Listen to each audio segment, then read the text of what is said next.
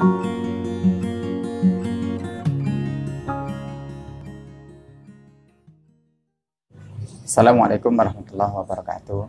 Bagaimana kabar teman-teman pada hari ini? Semoga selalu dalam keadaan sehat walafiat. Di dalam kompilasi hukum Islam ayat 14, disitu disebutkan ada 5 rukun nikah. Yang pertama ada calon suami, yang kedua ada calon istri, yang ketiga ada wali nikah, yang keempat ada 2 orang saksi, dan yang kelima ada ijab dan qabul. Ya, sesuai dengan pembahasan kali ini, kita akan membahas tentang wali nikah. Saya akan mencoba mengurutkan wali nikah yang berhak menjadi wali atau menikahkan putrinya menjadi wali nikah. Yang pertama ada dari garis lurus ke atas, yaitu ayah. Ayah, terus kemudian kakek. Selanjutnya adalah yang kedua adalah dari saudara kandung laki-laki. Yang ketiga adalah dari paman atau saudara kandung ayah, dan yang seterusnya adalah dari kelompok saudara laki-laki kandung kakek. Ya, jadi sesuai dengan pembahasannya, jika ayah tidak ada, mungkin karena sudah meninggal atau tidak diketahui keberadaannya, maka dapat digantikan wali nasab yang lain, yaitu kakek jika masih ada. Dan apabila kakek tidak ada, maka bisa digantikan wali nasab yang lain, yaitu saudara laki-laki kandung gitu. Dan seterusnya dan seterusnya.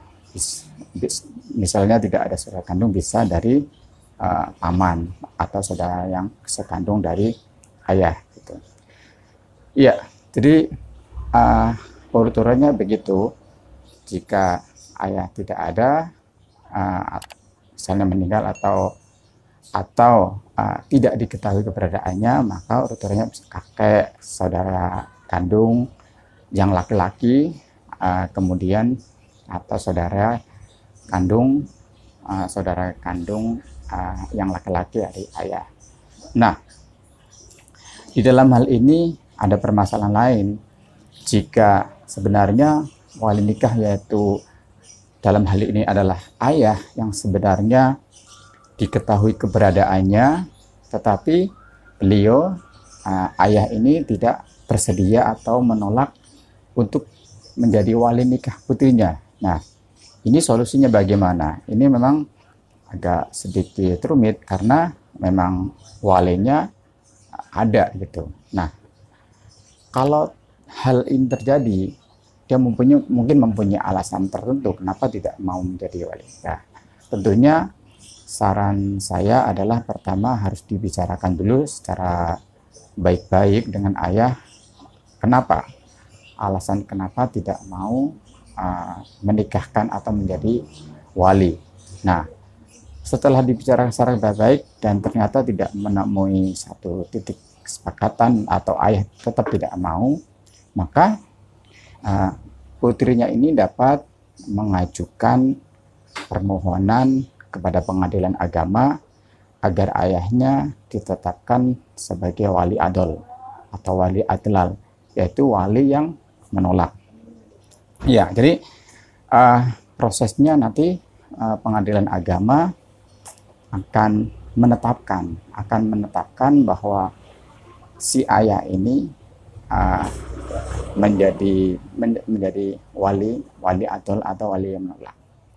Nah, nanti yang akan menetapkan adalah mengabulkan adalah pengadilan agama, apakah akan menyetujui bahwa ayahnya akan ditetapkan sebagai wali yang menolak atau tidak. Tentunya sesuai dengan nanti ada pemeriksaan kenapa ayahnya tidak mau jadi wali. Nah, apabila memang pengadilan agama nanti menetapkan bahwa ayahnya ini ditetapkan sebagai wali adol atau wali yang menolak atau wali yang membangkang, tidak mau menjadi wali, maka setelah ada ketetapan pengadilan, maka wali nikahnya nanti akan ditetapkan dari wali hakim seperti itu.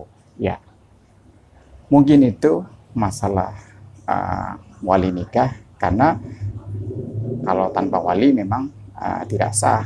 Jadi urut-urutan seperti itu. Pertama, kalau dari wali nasab dulu, misalnya tadi meninggal atau dalam apa namanya tidak diketahui keberadaannya, itu masih digantikan nasab yang lain. Tetapi ketika diketahui keberadaannya dan ternyata ayah tidak bersedia menikahkan atau menjadi wali, maka dapat diajukan penetapan wali adol atau wali yang menolak ke pengadilan agama. Kalau nanti ditetapkan, maka kemudian wali bisa digantikan dengan wali hakim. Begitu. Mungkin itu yang dapat sampaikan. Mohon maaf kalau ada kesalahan. Kritik dan saran sangat kita nantikan di kolom komen di bawah ini. Terima kasih. Assalamualaikum warahmatullahi wabarakatuh.